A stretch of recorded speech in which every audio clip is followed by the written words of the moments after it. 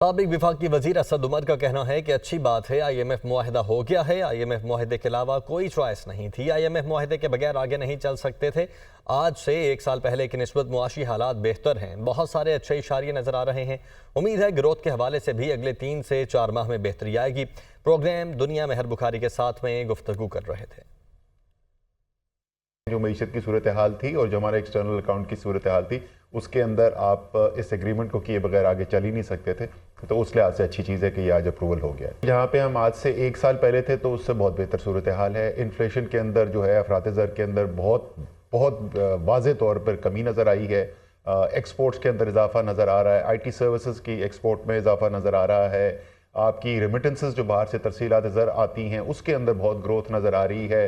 Reserves کے اندر اضافہ ہوا ہے، تو بہت ساری اچھے اشاریے نظر آ رہے ہیں۔ پرابلم پاکستان کی معیشت کا اس وقت معاشی پیراہے سے نہیں ہے، وہ جو سیاست کا عدم استحکام ہے وہ سب سے بڑا اس وقت خطرہ ہے پاکستان کی معیشت کے لیے۔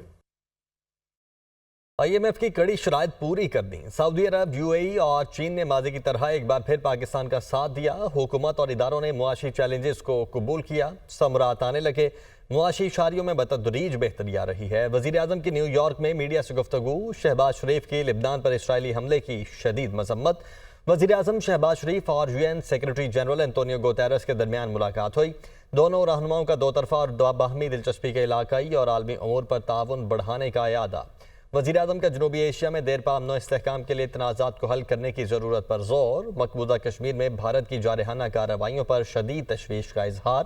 سیکرٹری جنرل سے جموں و کشمیر سے متعلق سلامتی کونسل کی قراردادوں پر عمل درآمد کا مطالبہ۔ وزیر اعظم کی نہتے فلسطینیوں کی نسل کشی کی شدید مذمت۔ فوری اور غیر مشروط جنگ بندی کا مطالبہ کر دیا۔ وزیر اعظم اور بنگلہ دیش کے چیف ایڈوائزر ڈاکٹر محمد یونس میں بھی ملاقات ہوئی ہے۔ دونوں رہنماؤں کا مختلف شعبوں میں تعاون کے فروغ پر اتفاق ہوا ہے۔ وزیر اعظم نے ڈاکٹر یونس کو پاکستان کے دورے کی دعوت بھی دی ہے۔ وزیر اعظم کی ترک صدر اور کویت کے ولی عہد سے ملاقاتیں ہوئیں۔ دو طرفہ تعلقات اور مشرق وسطیٰ کی صورتحال پر تبادلہ خیال کیا گیا۔ وزیر اعلیٰ پنجاب مریم نواز نے کہا ہے کہ پنجاب میں آ کر قانون توڑیں گے تو منہ توڑ جواب ملے گا۔ فیصل آباد میں تقریب سے خطاب کرتے ہوئے مریم نواز کا کہنا تھا کہ پیٹرول بم کا درس دیتے ہیں، تمہارا کام دوسرے صوبوں پر لشکر انداز ہو کر حملہ کرنا نہیں ہے، آپ کے صوبے کے عوام رول رہے ہیں۔ پنجاب کی سرحد میں آگے اگر قانون توڑو گے تو منہ توڑ جواب ملے گا آگے سے۔ آپ کے صوبے کے عوام رول رہے ہیں اور آپ عیش و عشرت میں پڑے میں روز لشکر لے کے آ جاتے ہیں۔ تمہارے لوگ صوبے کے بھوک اور بیماری سے مر رہے ہیں، ادھر توجہ کرو۔ تمہارا کام دوسرے صوبوں پر لشکر انداز ہو کر حملہ کرنا نہیں ہے۔ انہوں نے موٹر وے پہ 1 وے پہ گاڑی چلا دی، جو ہزاروں لوگ کمیوٹ کر رہے تھے، ہزاروں ٹریولرز جو تھے موٹر وے پہ، ان کی زندگیاں انہوں نے خطرے میں ڈال دی۔ کسی بیچارے کی بس اتر کے کسی کوئی وین کھڑی تھی، خود AK-47 ہوا میں لہرائی اور شیشے توڑ دیے اس بیچارے کی گاڑی کے۔ یہ کیا درس دے رہے ہو قوم کو؟ وہ جو گنڈا گردی اور دہشت گردی کا راج ہے اپنے صوبے میں، اس کی طرف دیکھ لو پہلے۔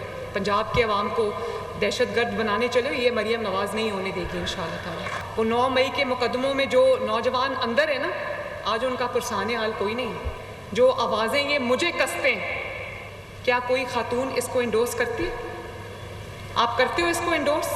چاہے وہ آپ کی مخالف کی بیٹی ہو۔ ہم نے 2 مہینے کا ریلیف دیا، لوگوں کو مرچیں لگنا شروع ہو گئی۔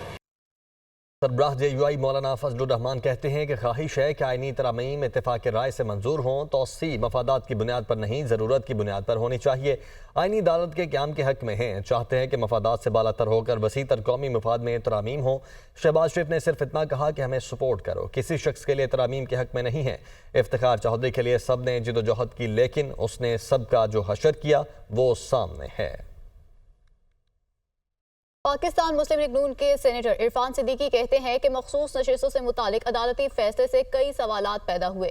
فیصلے سے معاملہ حل ہونے کی بجائے مزید پیچیدہ ہو گیا۔ ہم سمجھتے ہیں کہ اس فیصلے میں بار بار الیکشن ایکٹ کو توڑا گیا۔ اسلام آباد میں پریس کانفرنس کرتے ہوئے انہوں نے مزید کہا کہ ملک کی سب سے بڑی عدالت کو آئین کے تحت ہی کام کرنا ہے۔ ہم لوگ عدلیہ میں جاتے ہیں اس لیے کہ سوالات ختم ہوں، معاملات طے پا جائیں۔ یہاں معاملہ یہ ہوا ہے کہ آگے بڑھنے کے بجائے معاملے کو اس قدر پیچیدہ کر دیا گیا ہے، اس قدر الجھا دیا گیا ہے कि इसकी किसी गुत्थी को सुलझाना हमारे लिए बड़ा मुश्किल हो गया है। आप एक आईनी कोर्ट हैं, सबसे बड़ी आईनी कोर्ट हैं। आप आईन के तहत काम कर रहे हैं। आप जब आईन की पासदारी ना करें तो हमें बता दें कि हम कहाँ जाएं। आज अगर पार्लियामेंट कहती है कि हम एक आईनी तरमीम करने चाहते हैं तो एक क़यामत बपा है। 2 माह हो गए हैं, 60 दिन से ज़्यादा हो गए हैं, वो अपीलें अभी तक नहीं लगी। आप हमें ऐसी खाई की तरफ ना धकेलें जहां हमारे लिए ये फैसला करना मुश्किल हो जाए कि हम आपकी बात माने जो आइन से मुतसादिम है या उस आइन की बात माने जिसके तहफ़्फ़ुज़ की हमने कसम खाई हुई है। अगर हम आइन से मुतसादिम कोई चीज़ करते हैं तो एक फोरम मौजूद है, अदलिया ठीक कर देती है। अदलिया अगर ये वही काम करे जो हम करते हैं तो कौन ठीक करेगा? मंसूर अली शाह एक मुअज़्ज़ज़ जज हैं, क्यों उसे आप फैज़ हमीद बनाना चाहते हो? आप उसे मत फैज़ हमीद की सतह पे घसीटो।